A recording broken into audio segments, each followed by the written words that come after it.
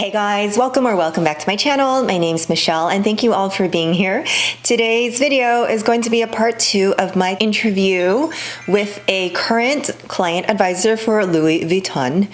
Now, if you saw the first portion of the interview, you do know that I did have to distort the sound and give her a code name, Sarah, to hide her identity because she is a current Vuitton employee. I tried my best to distort her voice. So all I ask, if you want to hear the interview, please do turn on your closed captions so that you can understand what she is saying. Other than that, I apologize. I am not a techie.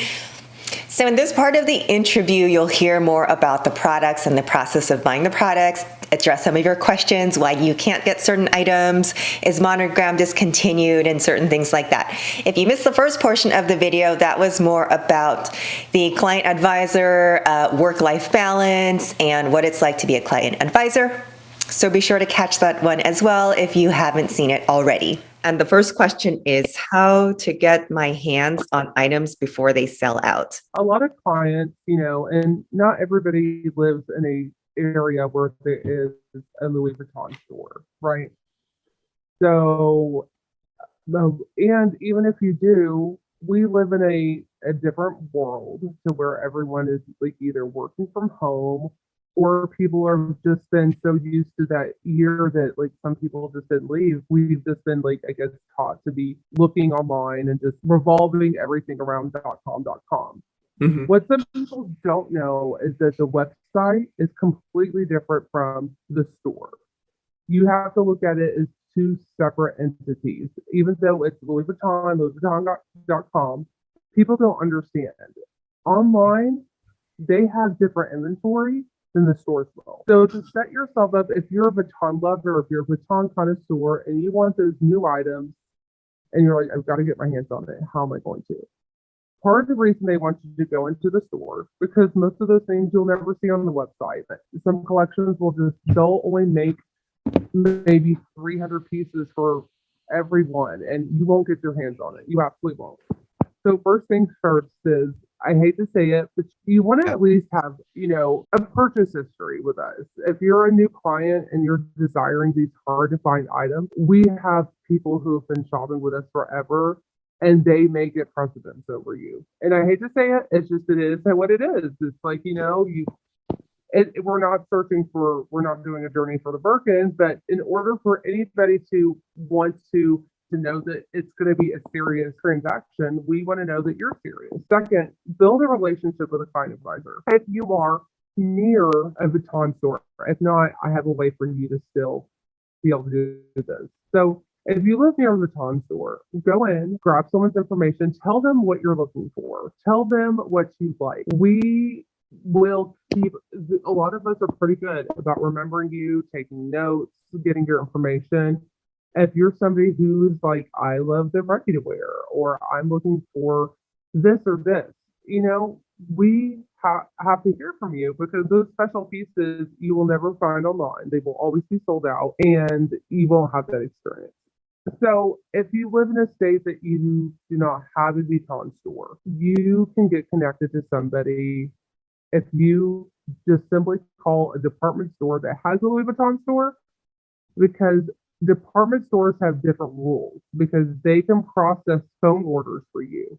Brick and mortar stores can't. So if you're inside the department store, they're able to verify who you are, but we can't in a brick and mortar store. Having worked in many different sectors of it, I know that this is how it is. So if not, partner up with someone at another place. Basically, just build a relationship with a client advisor, tell them what you want, because I feel like that's how you're going to get what you want. Yes, that's good advice. And as you say that, I remember that even my first day of training at Vuitton, my manager put this as, everyone here is an entrepreneur and you're running your own business. So like now I run my own business. I do makeup, and absolutely, like my clients that book me or that are on time, that pay the most, that tip well, they're my priority over the clients that like, okay, I don't know, they're wishy-washy. Definitely we get to play favorites. And I did mention that too in a video because I know some of the complaint is, as a first time buyer, why can't I get something like a pochette accessoire? And I mean, the fact of the matter is, if you're an advisor, you build your clientele. And absolutely, when I saw Pochette Matisse, I like whipped out my notes, went down the list, which one of my customers asked for this, and we're going to go after that customer, because basically we have to go after that sale too. That's everything she says is like a back you up 100%, is that it's not going for a Birkin. But there is a process. But with that said, there are also times you could just go in the store and get lucky. Exactly. Not everything online. Like a lot of clients come in, this is sold out. This is sold out. I've been looking for, let's just say, Pochette Matisse, Never Full, Graceful, the multi-pochette accessory. All those things now are in the store. They are available in bountiful amounts at the moment. Whereas like October, November, December, you could not even get a Neverfull to save your life. Now they're there. They are definitely there. So online just means the warehouse doesn't have it. And if you have an alert set up for when it comes in stock, it's not going to be a bountiful amount. It's going to be one or two, and everybody in the US is going to go after those one or two, and then they're going to be gone. Yes. That's how it works. That is how it works. And also Vuitton, it does not work like Amazon. I think everyone has been trained by Amazon and Nordstrom that they can do whatever they want and we're going to get it. They can request whatever they want and we're going to have it like that. Because Vuitton is luxury, and luxury retailers, they're going to make 300 pieces at a time, as opposed to someone like Nike that's going to make 300,000 pieces at a time, and everyone can get it unless it's limited. So it's exclusivity, which is what our clients are. The intent is to shoot for exclusivity and to be special and not to be oversaturated. So in order to achieve that, if we make a bunch and everyone's out there with it, not special. That it's not, you don't want to be everybody. You don't want to be everyone. The whole part of like luxury European fashion is to feel special and to feel like you have a piece that represents like your style and yourself and your daily. It's a lot that goes into like what you pick out, but the goal is not to be like everyone else. Yep. So that actually, let's address this question: is Monogram being discontinued? A lot of clients come in and they assume that and I love this. A lot of our clients do go on YouTube a lot. But then I tell them, not everybody who is on YouTube has worked for Vuitton, because there are people out there who have, but there are some people who are just, lovers. Just fans. And they want to show people how to use guard to clean their vachetta. Please don't do this. Please do not clean your vachetta. If you mess it up, that is on you, and we cannot replace your leather parts. So please do not go out there and try to clean your bag. Please don't. Just remember, these people, not everybody has worked for the brand, and they do not know what they are talking about. So please don't. But Monogram's not going anywhere. If you go in the store and you're seeing less Monogram, everyone knows that we carry Monogram. The drawers, the Gracefuls will be in the drawers, the Clooney's will be in the drawers. They may have some special, like, fun little pieces out, like the Boy Chapeau or the Petite Mall or the On My Side or whatever. But they're going to showcase the newer pieces for what they're wanting you all to see, because what exists. But how are we going to show off our new collections and what Louis Vuitton wants to sell to you so you can curate your collection? You're not going to if you continue to look at the same patterns over and over that are there. When I worked there, I feel like they were just starting the push to leather, as the brand wants to sell 50% leather. They want to push their Monogram customers to leather. And there's several explanations to that. They basically want you to spend, they want the customer who has graduated from Monogram and they want a high-end look, which is going to be the leather pieces. And from a brand perspective, if they can make more money selling those leather pieces, that's where they're going to concentrate. Because honestly, like, why not go for the shinier apple? Because as a fact, I know because I work there, there are so many leather customers that I don't, Louis Vuitton doesn't have to worry about that. There's people purchasing bags every day. So what I mean is they don't have to they don't have to like, oh, we have to satisfy more Monogram, make more Monogram, because there actually are a lot of people buying leather. I feel like I do sell more leather than Monogram on a daily basis. If somebody comes in, I will show them their options. Well, we have it in leather. Have you ever thought about our leather option? Because the reality is, for me, I never see leather come in for repairs. It is never a full leather bag that ever comes in for repair. It is always a canvas piece. Not to say there's anything wrong with canvas. It's the first material we ever used. It goes back to our flat front trunks and like the history of the brand. But, over time, designers have to keep everything fresh.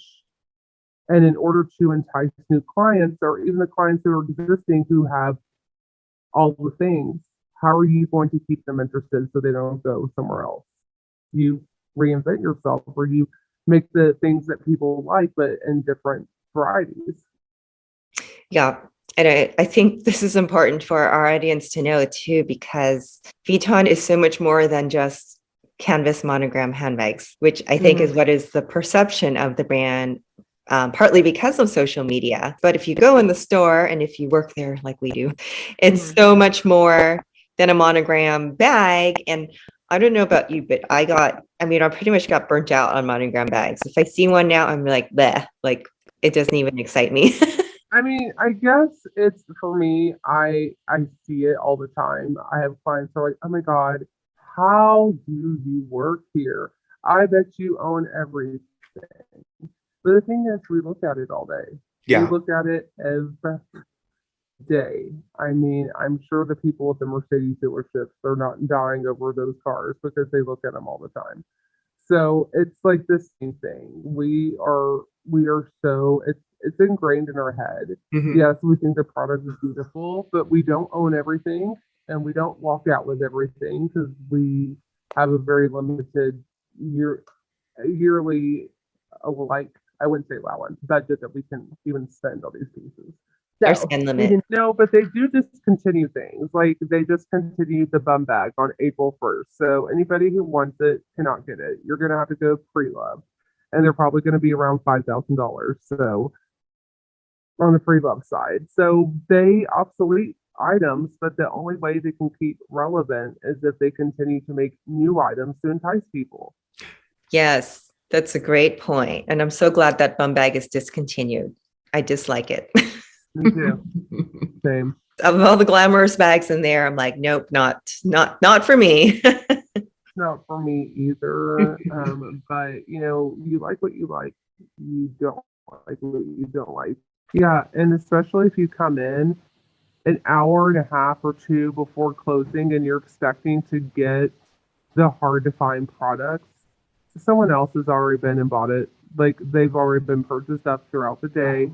You cannot come in at the last minute and get the hard to find pieces. You've got to be there right when the store opens.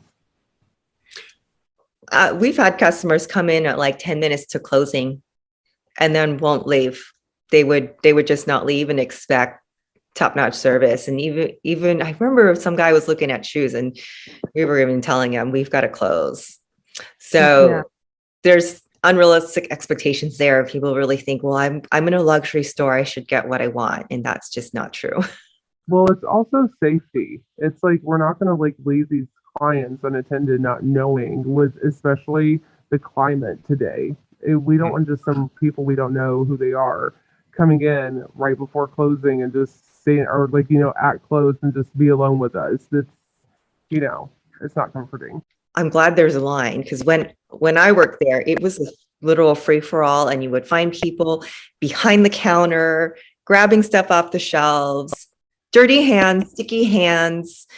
And when I would approach them, or anyone approaches them and say, you can't touch these, you can't be here, they would get pissed off and be like, why can't I touch? I can't even look. I can't believe she won't even let me look. And it was.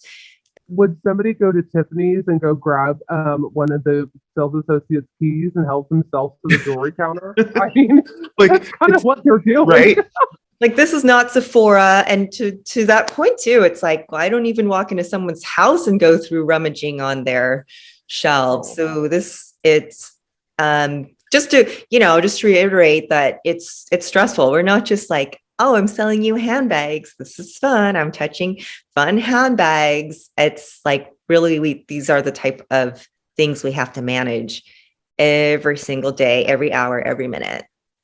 Not like that. There are a lot of pieces that we get in, and it's only the one piece. Like, they don't send us like multiples. There'll be that one piece, whatever that means. I mean, we get a new shipment in every day. I don't know what their definition of fresh is. I mean, if I order another one for them, I might get someone else's last total, which is usually the case. Yeah, they're come from another store. There's no floor models, and there's no place here where I work or I shop where there's a floor model other than Best Buy. Sticky fingers, and they're touching all the bags, and the person waiting in line sees all these people going and being grubby and touching all the bags, and let's just say they have drinks in their hands and they're touching everywhere, and then that person wants to look at that knowing they just saw a group of people touching all those bags, and that's the one they want, and then they're like, well, those people just touched it and I want a fresh one or whatever, and that's the only one, then that hurts our business. So it's like, we just want to be respected so that we can give you that time. But, just know that we're trying to sell these pieces. And if people see that they're being mishandled or mismanaged, it's hard for us. Let me reiterate that there are no floor models, because I worked in cosmetics, and even just to open a lipstick to put out as a floor model, it's like that costs the company money. So this idea of floor models, like for the whole entire inventory, is it's just not possible. People are do you have to order a different one, or is that for sale? Everything you see, you can buy in the store. If you see it, you can. If it's there and you see it right before your eyes, it is available to purchase. That's how fast inventory goes. We open the boxes, put them out on the shelf in the morning, they sell, then we put another one. So it's not like it's a Starbucks pastry that's been sitting there for 5 days. Like, it moves. So whatever we put out on the shelf was probably just put there. Nothing there lasts long. It's Louis Vuitton. So nothing is just going to last. It's going to go. Yeah. That's how quickly inventory moves. And also that's how quickly, if you see something, you better buy it, because it's not going to be there if you come back 2 weeks later, or sometimes even 2 hours later. Like, it can be sold, and nothing we can do. And we don't put on hold. We can't put things on hold. We really can't, unless it's a good client that's like, oh, hey, I'm coming, I'm going to be right there. But if it's someone I just met and I know that I can sell that piece, it's not going to do me any good, because I can't tell you the times that I put things on hold. Those clients, if they just pop in and I don't know who they are, they're not going to come back. They're not serious. They just want to put on a show. For who? I don't know. It's not for me. I don't care. We don't care. So you can drop the attitude, you can drop the show, because I think as associates, we can see right through that. Yeah. For people to come in and absolutely put on this ridiculous show about how much money, they get mad about just whatever it is they're upset about that day, and they'll drop, I'm so upset with whatever is, on their mind. And then they're like, I have spent so much money here. And then we look at their purchase history, and it's like, either they don't have one or it's like 2 items. I don't know where the sense of entitlement comes from, but it's somewhere. Thank you guys so much for watching. I hope that information was insightful, and I hope it was clear to you guys. If you like this type of video, please let me know in the comments. And of course, don't forget to like and subscribe. See you soon. Bye.